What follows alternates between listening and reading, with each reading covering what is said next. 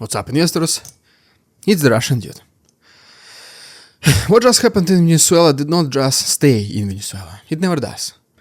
The moment US forces removed Nicolás Maduro in a lightning operation, the shockwaves immediately traveled across the Atlantic, straight into Moscow, Kyiv, and every other capital that still pretends international law is something more than a suggestion for small countries.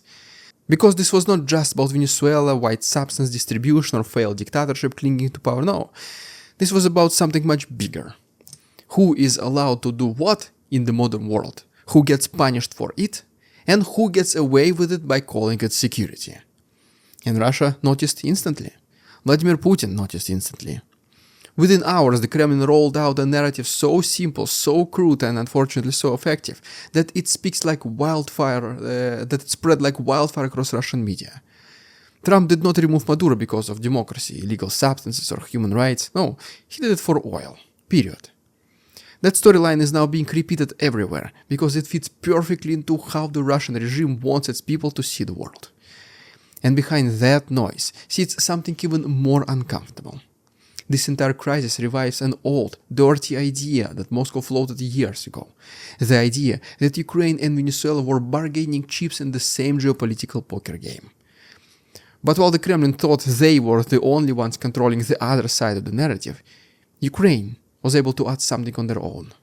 What Zelensky said was a joke at first, but then, with slight adjustments of course, it became a very possible scenario that most certainly wiped the smiles off the faces of the Kremlin people. What if the US dares to remove Kadyrov from power? Not to save Chechnya or anything, no, but to pressure Putin and create insane instability within Russian regions. What if Kadyrov is the key to ending the war in Ukraine? Let's try to answer those questions in today's video.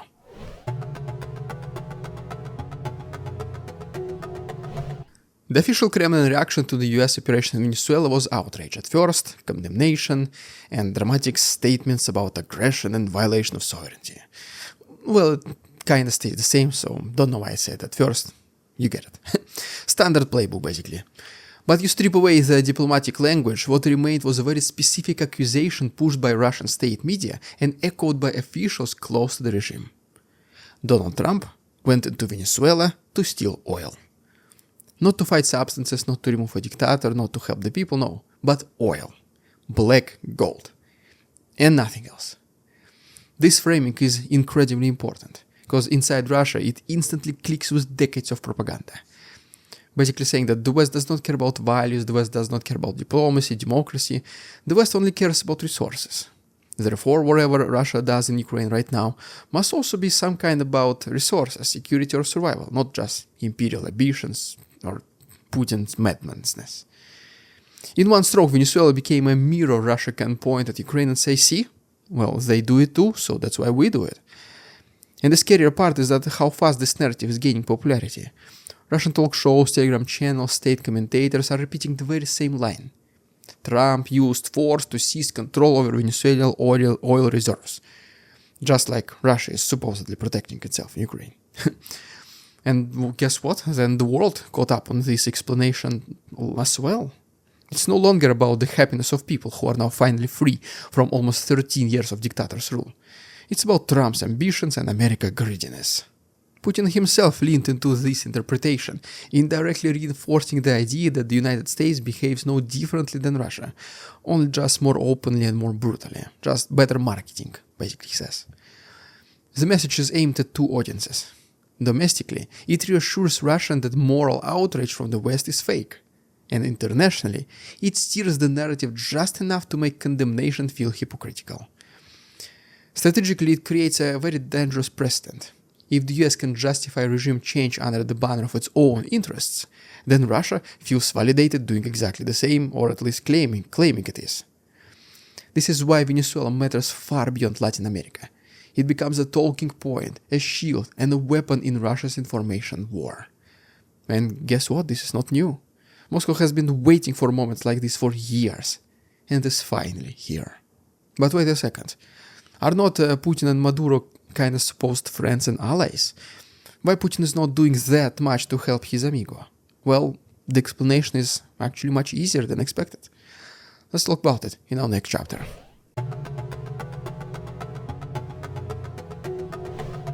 Back in 2019, when Donald Trump was still in his first term, something quietly disturbing was happening behind closed doors. According to Fiona Hill, then a senior advisor to Trump on Russia and Europe, the Kremlin repeatedly floated a bizarre proposal, a swap, Venezuela for Ukraine. The idea was never written down, never formally offered, never signed, never even discussed behind closed doors. I mean, probably it was, but you get it. Well, just it didn't need to. It was hinted at, nudged forward, whispered to Russian media, and just casually referenced by diplomats who knew exactly what they were doing. The logic was simple and deeply cynical. Russia would stop backing Maduro, or at least step aside, if the United States accepted Russia's dominance over Ukraine. You take your hemisphere, we take ours.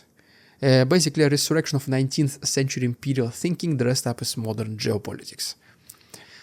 The Monroe Doctrine was explicitly invoked in Russian discourse, suggesting that great powers should stay in their own backyards and stop pretending that smaller nations have any sort of real influence. Hill revealed that Moscow's then ambassador to Washington, Anatoly Antonov, repeatedly hinted that Russia would not interfere with US actions in Venezuela if the US did not interfere with Russia's actions in Europe. It was a hint-hint, wink-wink arrangement. Just spoken one. And at the time, Washington rejected it outright. Hill was sent to Moscow to deliver a blunt message. Ukraine and Venezuela are not connected. But fast forward 7 years and suddenly, well, somehow they are connected. Not officially, but practically. The United States removes Maduro and announces it will now run Venezuela policy.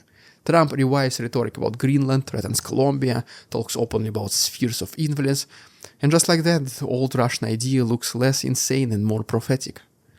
From the Kremlin's perspective, this is a dream case scenario.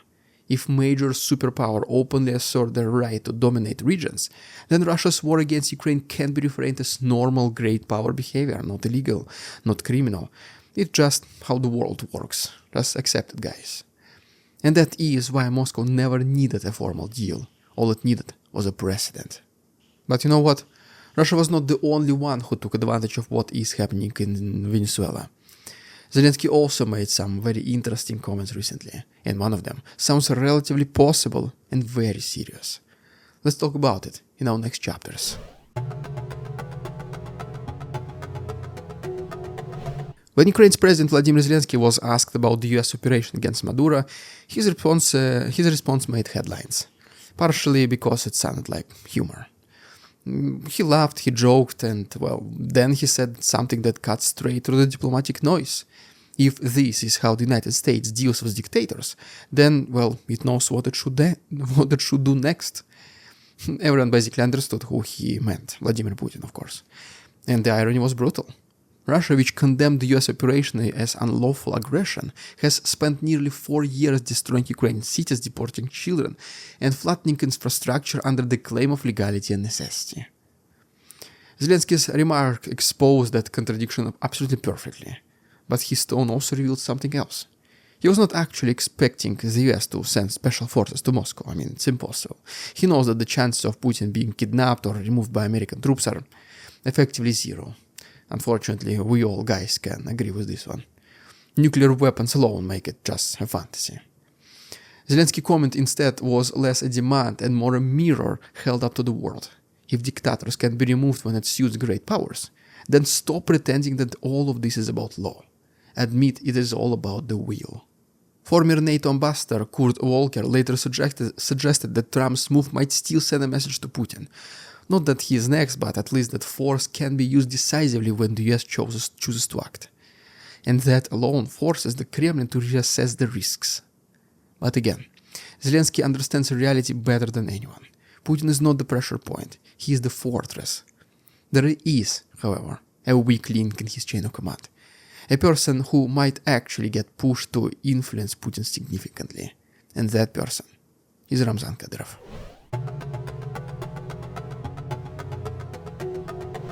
Here's where Zelensky's message becomes far more interesting and far more dangerous for the Kremlin.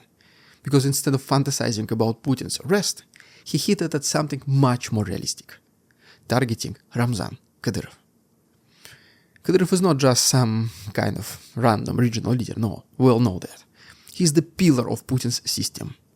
Chechnya is held together not by law, institutions, or loyalty to Moscow, but by fear, money, and personal allegiance to one single man. Remove that man, and the entire structure starts to crack. And as soon as Chechnya falls apart, many other regions will follow. It will be a huge domino effect. Unlike Putin, Kadyrov does not command nuclear weapons. He does not sit at the center of global diplomacy. But, well, he is somewhat manageable. Zelensky openly suggested that an operation against Kadyrov could have an effect just as powerful as removing Maduro had in Venezuela. And I mean, he's right. Kadyrov's disappearance would send shockwaves through Russia's internal power balance.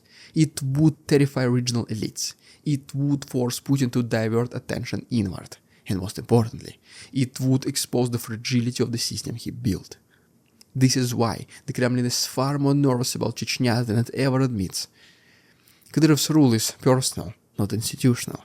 His loyalty is transactional. His militias are feared, not trusted. And his death or removal would raise an immediate question Moscow dreads. Who controls Chechnya next then? Even we guys spoke about this many times in the past. And if Chechnya plunges into chaos with absolutely no control or no response from the Kremlin, what stops other regions from doing exactly the same? From a purely strategic perspective, targeting Kadyrov is infinitely more realistic than touching Putin. And it hits Putin where he is the weakest. His reliance on violent proxies to maintain internal stability. So, as you can see guys, Venezuela was never just about Venezuela. It became a test case, a precedent, and a gift to authoritarian regimes eager to justify their own crimes. Russia seized that opportunity instantly, reframing the US operation as oil theft and imperial hypocrisy. At the same time, old ideas about raiding Ukraine for geopolitical silence resurfaced, proving that Moscow never abandoned its belief in spheres of influence. Zelensky knows Putin is untouchable, at least for now, but he also knows power systems do not collapse only from the top. They fracture at their weakest joints, and Kadyrov is one of these joints. Well, there you have it, guys. If you haven't done so already, please subscribe to my channel for more videos like this. Once again, if you want to hear my opinion on other things that are happening around the world, I will be recording those small video messages in my private Telegram group. You can get invitation link by becoming our Patreon or YouTube channel member. The links are down below. Thanks so much for watching. See you tomorrow. We won't succumb to their tricks, the facade they try to sell. Their twisted words and feeble claims on us all they cannot quell. We see through their lies, their feeble attempts to sway. We do not believe in ridiculous Russian propaganda.